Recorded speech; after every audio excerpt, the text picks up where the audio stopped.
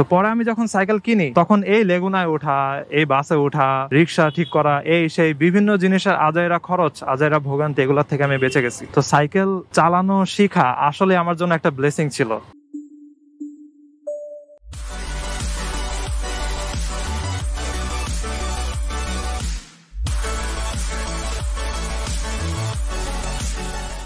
এই WhatsApp everyone, কি অবস্থা সবার? আমি ভিডিওটা জাস্ট স্টার্ট করছি, এই সময় হচ্ছে একজন আসছে হাড়ি পাতিলের ফেরিওয়ালা, ওই সাউন্ড হইতেছিল, পরে ভিডিওটা আমি কাট করছি, দেন আবার স্টার্ট করছি, আরেকজন আসছে যে হচ্ছে কাগজি লেবু, তো ওইটা আবার কাট করছি, এখন আবার স্টার্ট করছি, জানি না এটা আবার কাট করা লাগবে কিনা। যাই হোক, এখন সকাল টাইম আমি বের হয়ে যাবো, আমার 11টার মধ্যে যাওয়া লাগবে পুরান ঢাকাতে। আর এই ফেস ভিডিও করা থেকে আমি কয়েকটা জিনিস শিখছি। ফার্স্টে আমি গোপ্রো দিয়ে ভিডিও করছিলাম, তারপরে আমি ফোন দিয়ে ভিডিও করছি, দুইটাতে দুই ধরনের কোয়ালিটি পাওয়া গেছে। তো আমি যেতে যেতে এটা নিয়ে কথা বলি, okay? So back to helmet POV, bike start দিই।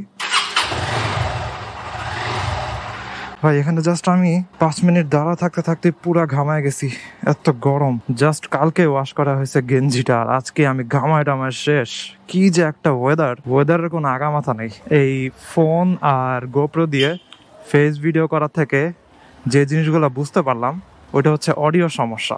গোপ্রো দিয়ে ফার্স্ট যে ভিডিওটা আমি করছিলাম, যে ভিডিওটার ক্যাপশন ছিল হচ্ছে নতুনত্ব, তো এখানে ফার্স্ট গোপ্রো দিয়ে ফেস রেকর্ড করছিলাম। আমার ভুলে গোপ্রো এর সুপার ভিউ অন করা ছিল। সুপার ভিউ হচ্ছে নর্মাল যে ক্যামেরার লেন্স, ওইখানে যতটুকু ভিউ দেখাবে গোপ্রোতে আরো বেশি দেখাবে, অনেক ওয়াইড একটা ভিউ দেখাবে, ওটা হচ্ছে সুপার ভিউ। তো সুপার ভিউ অন করা অবস্থাতে আমি ফেস রেকর্ড করছি। ওইখানে যে সমস্যাটা হয়েছে যে ফিশ আই লেন্স ইফেক্ট আসে, সাইডের পার্ট গুলো একটু ডিস্টর্টেড হয়ে যায়। তো ওই সময় আমি দেখছি যে আমার ফেস রেকর্ড করা অবস্থাতে মনে হয়েছিল মাঝখান দিয়ে একটু মোটা আর সাইডে দিয়ে একটু চিকন, এরকম লাগতেছিল আর কি। পরে আমি ফোনের ক্যামেরা দিয়ে রেকর্ড করি, অ্যান্ড ফোনের ক্যামেরা দিয়ে ফেস খুবই ভালো আসছে, কিন্তু যে ঝামেলাটা হয়েছে ফোনের অডিও খুবই বাজে আসে আর কি। আমি যে কথা বলতেছি ওগুলা খুবই আস্তে শোনা যায়, আর রাস্তায় যদি কোনো রিক্সা সাউন্ড হয় ওগুলার সাউন্ড অনেক জোরে শোনা যায়। এই হচ্ছে ফোনের অডিওর অবস্থা। কিন্তু গোপ্রো এর সাথে আমি যে মাইকটা ইউজ করি, ওই মাইকটা দিয়ে অডিও আবার অনেক ভালো আসে, কারণ মাইকটা আমি মুখের কাছে নিয়ে নেই, তো এই জন্য আমার কথা ক্লিয়ারলি বোঝা যায়। তাহলে এখন আমার যেটা করা লাগবে, কয়েকটা অপশন হাতে আছে। একটা হচ্ছে আমি যদি রাস্তায় যে কোনো জায়গাতে রেকর্ড করতে চাই, তাহলে আমার উচিত হবে গোপ্রো দিয়ে করা। আমি যেটা করছি, ক্যামেরাটা হেলমেটের থেকে খুলে নিয়ে তারপরে হাতে ক্যামেরাটা নিয়ে ভিডিও করছি। যেটা করা যায় যে একটা ট্রাইপড যেটাতে গোপ্রো মাউন্ট থাকবে, একদম গোপ্রোর অফিসিয়াল এরকম অ্যাক্সেসরিজই আছে। যাই হোক, তখন মাইক্রোফোনটা হাতে নিয়ে মাইক্রোফোনটা মুখের কাছে নিয়ে হচ্ছে রেকর্ড করছি। এই জিনিসটা করা যায়, কিন্তু যে সমস্যাটা হচ্ছে রাস্তার র্যান্ডম জায়গাতে গোপ্রো হাতে নিয়ে এরকম ভাবে রেকর্ড করতে আমার আসলে কমফোর্টেবল লাগে না আর কি বলবো, আমার নিজের কাছে খুবই এম্বারেসিং লাগে, অনেক আনকমফোর্টেবল লাগে জিনিসটা। আর ফোন দিয়ে রেকর্ড করলে যে সমস্যা, অডিও ভালো আসে না। সো একটা জিনিস আমি ট্রাই করব, চিন্তা ভাবনা করছি, ওইটা হচ্ছে ফোন দিয়ে যখন আমি রেকর্ড করব তখন দেখি আমার গোপ্রো এর মাইক্রোফোনটা ফোনের সাথে কানেক্ট করা যায় নাকি। আমার ফোনে অডিও জ্যাক আছে, তো আমি দেখি অডিও জ্যাকটা ফোনের ভিতরে ঢুকানো যায় নাকি। যদি ওইটা দিয়ে রেকর্ড হয় তাহলে তো খুবই ভালো, ফোনের ফ্রন্ট ক্যামেরাতে আমার ফেস রেকর্ড করা যাবে আর অডিও আসবে আমার নর্মাল ভিডিওগুলোর কোয়ালিটির। So that would be the best option. দেখা যাক। যাই হোক, এখন মেইন রাস্তায় বের হয়ে গেছি ফাইনালি। আমার বডি এখন অনেক রিল্যাক্সড লাগতেছে বাতাস খাওয়ার কারণে। এতক্ষণ ঘামায় টামা অবস্থা শেষ হয়ে গেছিল আমার পুরাই। তো বাইক চালানো ইজ ওয়ার্থ ইট। বাইক চালানো অবস্থাতে গায়ে যে বাতাসটা লাগে, ডেফিনেটলি ওয়ার্থ ইট। আর সাইকেল চালানো অবস্থাতে একটা ভালো দিক ছিল আর একটা খারাপ দিক ছিল। ওইটা হচ্ছে সাইকেল চালানো অবস্থাতে আমার কখনো ভুঁড়ি হয় নাই। আমি প্রচুর সাইক্লিং করতাম আর কি, সারাদিনে আমি সাইকেল চালাইতাম, কারণ আমি ঢাকার বিভিন্ন জায়গাতে পড়াতে যেতাম। ডেইলি প্রায় 10-15 কিলোমিটার এর উপরে আমার রাইড করা লাগতোই। এই সাইকেল রাইডিং এর কারণে দেখা যেত যে আমার প্রচুর ক্যালোরি বার্ন হইতো, কিন্তু এটাতে একটা সমস্যাও ছিল, আমার ওজন অনেক কমে গেছিল, কারণ আমি যে পরিমাণে ক্যালোরি বার্ন করতাম আই গেস ওই পরিমাণে ক্যালোরি ইনটেক করতাম না। তো সাইকেল চালানোর এই সুবিধা অসুবিধার এই একটা পয়েন্ট আছে।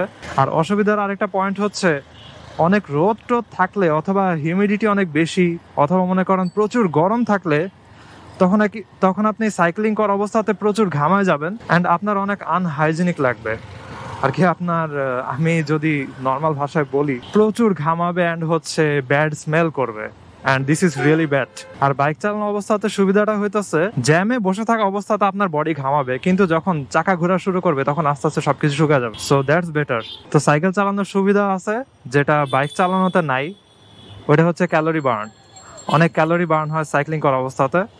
আর অসুবিধাটা হচ্ছে আপনার বডি টডি অনেক ঘামায়া বন্ধ হয়ে যাবে এরকম, স্পেশালি যাদের ওয়াও উল্টা সাইড থেকে বাইক কই থেকে আসলো, স্পেশালি যাদের হচ্ছে ডেইলি প্রচুর সাইক্লিং করা লাগে। আর যদি এমন হয় যে আপনি ডেইলি খুবই কম সাইক্লিং করেন, তাইলে প্যারা নাই, তাইলে আপনি সাইকেল চালান, কোনো সমস্যা নাই, আপনার বডির জন্য এটা আরো ভালো।